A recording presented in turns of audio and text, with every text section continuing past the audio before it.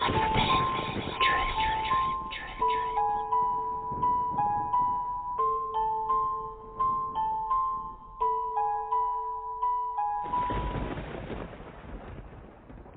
to Unforbidden Truth. I'm Andrew. Today I'll be speaking with convicted murderer Anthony Pitts.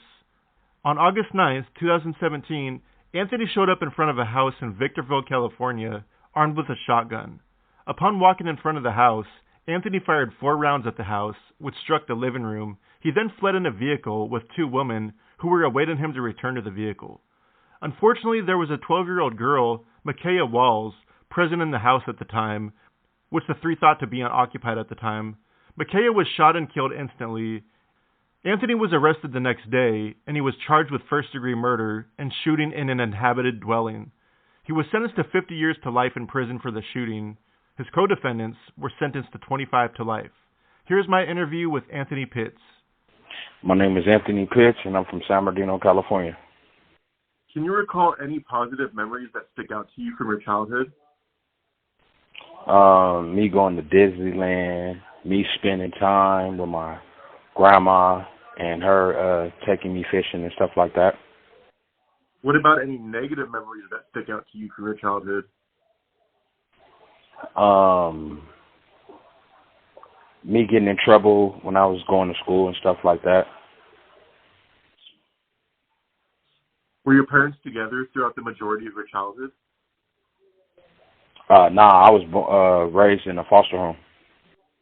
Oh, okay. What was your experience like in the foster home? It had its ups and downs. Was it more of like a positive or negative experience? Because a lot of prisoners I've spoke to that have been in foster homes, they haven't really had a good experience. So what was yours like? Was there any abuse or any trauma that you went through in the foster system? For me, the experience was I always wanted more, right? Like my foster parents, they loved me to their best ability, you know? But I've always wanted to know, like, okay, where's my mom at, like, at some point, you know? Even though my mom came back in my life, you know, but at that time, at the vital moments where, you know, where a child needs his biological mother and father, you know, she wasn't there. But they stepped in and they did the best to their abilities, you know? So what was your behavior like at the foster homes growing up? It was more, for me, I was just negative because of some fact, like, okay, how can you say you love me, right? When, you know, like my mom didn't love me. The person that's supposed to, you know, show me love, unconditional love, failed to do that, you know? So I closed out every door of possibility of you could try to love me, you know? So what was your behavior like in school, more so in your middle school and high school years? I was combative, and basically I was headed down the wrong road at that time, completely down the wrong road. Did you finish high school? I'm doing that now, currently incarcerated. Oh, okay. Did you engage in any type of criminal activity as a juvenile? Yeah and no. I would say the reason why I say yeah and no is because as a juvenile, I would do the norm, like, okay, go to Stater Brothers, steal some candy or something like that, you know. Nothing too major though. So no like burglaries or robberies or anything, just like petty stuff? Yeah, petty stuff. Okay. What about after turning 18 years old? Did you engage in any criminal activity prior to the case you're serving time for now? Yes, I have. I had went to jail for like 2 days for domestic violence, but the case was later dropped because they found out that, you know, it wasn't enough to hold me or to charge me. Let's talk about the case you're currently incarcerated for now. You're serving 50 to life. Okay. for the shooting death of 12-year-old Makiya Walls. Can you walk me through everything that led up to the shooting and what followed after the fact? Okay, the lead up was me being irrational and not thinking, for one. For two, not minding my own business. And when I mean not minding my own business is if I was sitting here doing what I was supposed to be doing as a man, right, which is being a leader, right, and not so far in the street life, right, that I wouldn't have made them type of decisions, you know? So the leading up to the shooting, right, basically I was told, right, that my son was in danger.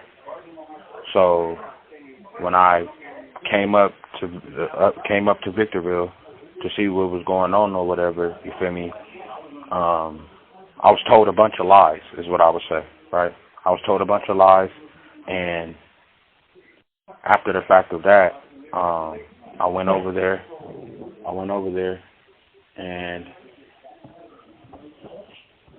I went over there, right? And when I went over there, it was the shots that I shot were like warning, like just basically leave my family alone type. It wasn't directly trying to hit anybody. It wasn't trying to sit here purposely do anything to anybody, you know? It was just like, y'all chill out, which was very irrational, you know? Because I was told that the house was unoccupied at the time, you know? But that came out to be a lie as well.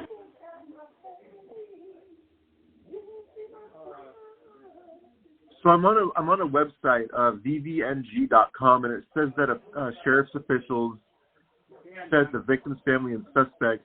I didn't realize this call and your telephone number will be monitored and recorded. The victim's family and the suspects were involved in a months-long feud that led to an altercation earlier in the day. Is there any truth to that? See, that's the part that I can't answer because I wasn't a part of that. You get what I'm saying? Oh, okay. I wasn't a part until I had got a phone call saying my child, you feel me, was in danger, which was a lie, you know? Who was the person that made that call? Do you know? Yeah, I do, but I'm not here to throw nobody under the bus. Okay, fair enough.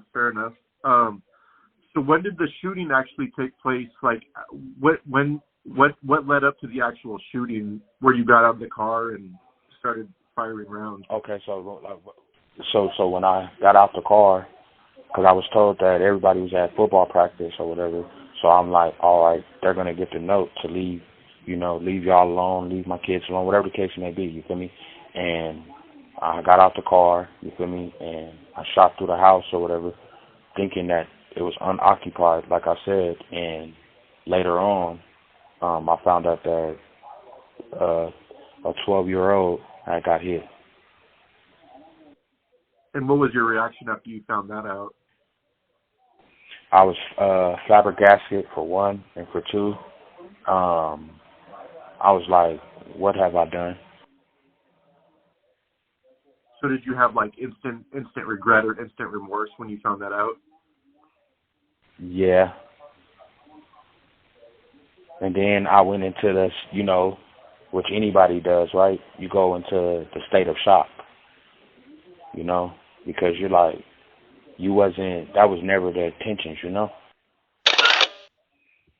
especially when you have kids of your own, So what followed the shooting? Like, how long after the shooting were you arrested? Did you do anything in between that time of being arrested? Like, what was the aftermath that followed?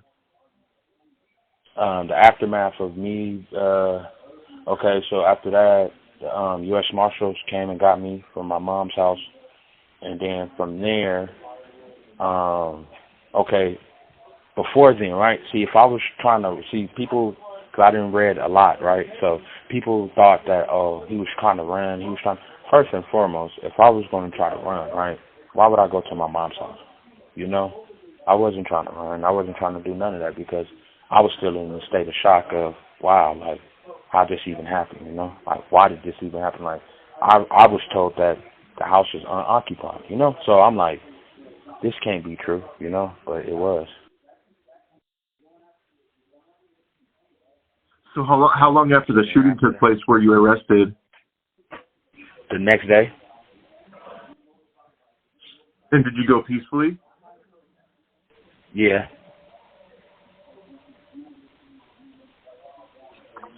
Yep. So I know you mentioned earlier that you were running the streets. Were you or are you gang affiliated? Yeah. What gang are you affiliated with? Far time. Okay. Are you able to say how you got into that lifestyle? To sum it up, right? I will sum it up. It's basically, you know, a product of your environment.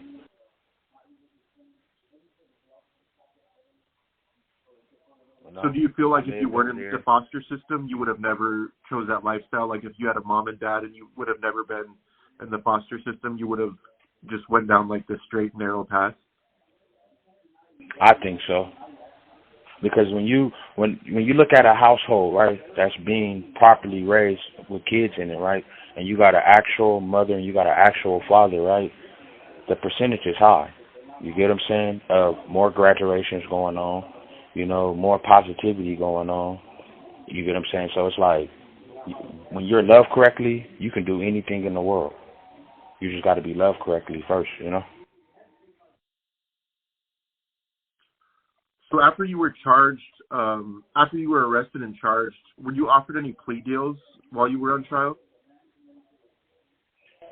Yeah, that's why I'm sitting right now with 50 with an L, because the plea deal that they gave me, well, the first plea deal they gave me was tremendously high. And then the second one, I just signed the second one because I was tired. Which is 50 to life. Yep. So how does that sentence work? Do you have to serve 50 years before being eligible for parole, or is it like half? So they gave me 25 for the murder and then 25 for the shooting and habit dwelling, right? And then they gave me 2 strikes. So the way this is looking now, right? You know, with God on your side, anything is possible, you know. So I don't see me doing 50. So how did you feel emotionally after you were convicted and sentenced to 50 years to life in prison? I'm gonna say before I even got convicted, right? Before I got convicted, I didn't have no sense of direction. You get what I'm saying? Because you got to look, right? Everybody in the world was against me besides 2 people, right? And understanding that in itself was like, okay, not everybody in the world, because you know, you didn't deal with a lot of ran across a lot of people where they commit suicide, you know, mental illness plays a part in things, right? And I'm just thankful to just be here on the phone with you today, you know, because I went through a lot mentally. Do you think prison's worsened that or made it better? Made me better.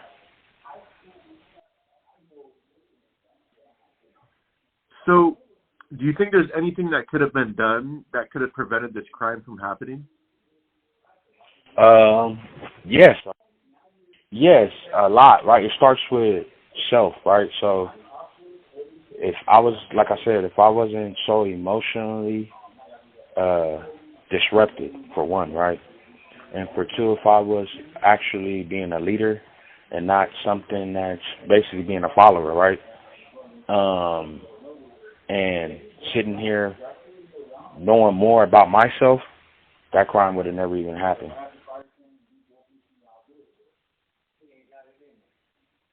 You know, because for one, right, it's just not the victim's family that's hurt behind it. You got my family, then you got the community, you know, that was flabbergasted behind my impulsive decisions.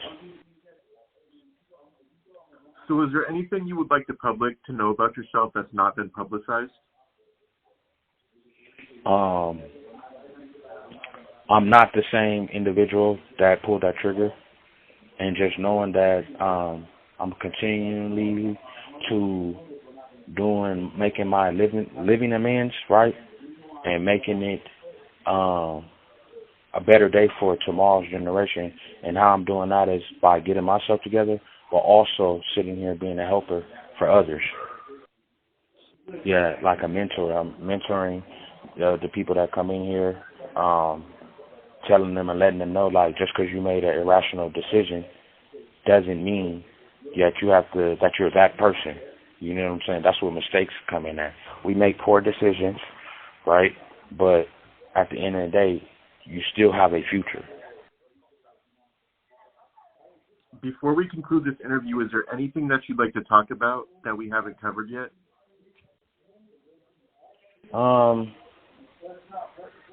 Yeah, nah, not really. Just I'm looking at everything that's going on in society today, right?